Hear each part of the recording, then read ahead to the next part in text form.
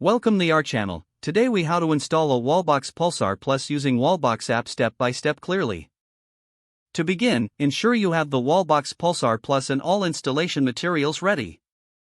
Start by downloading the Wallbox app from your smartphone's app store.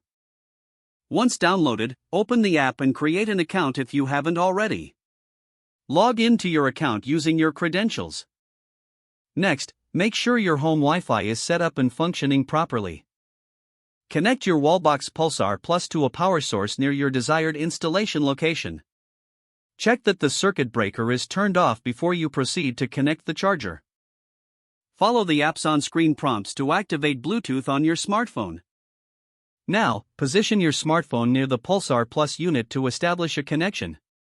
Once connected, the app will guide you through selecting your Wi-Fi network. Enter your Wi-Fi password when prompted to connect the Wallbox to your home network. After the Wi-Fi connection is established, the app will check for software updates. If an update is available, follow the prompts to install it. Once the update is complete, the app will guide you to your Pulsar Plus setup. Set your charging limits and preferences as per your needs in the app. If desired, enable notifications to stay updated on charging status. After configuring your settings, ensure the Wallbox and app are synced. Confirm that the installation is successful by checking the green light indicator on your Pulsar Plus. Now, plug in your electric vehicle to start charging.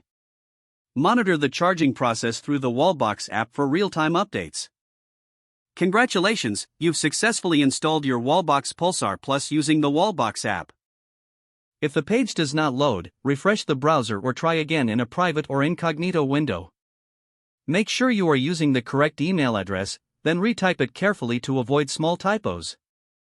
If your password is not accepted, use the reset option and create a new strong password you can remember. Check your spam folder for verification or security emails, then complete any requested confirmation steps. Enable two-factor authentication if available to improve account security and reduce unauthorized access risk. After signing in, review your profile details so your contact information and settings are accurate and current. If you see an error message, note it down and try again after restarting your device and internet connection. Don't forget to like this video and subscribe to our channel for more step-by-step tech guides.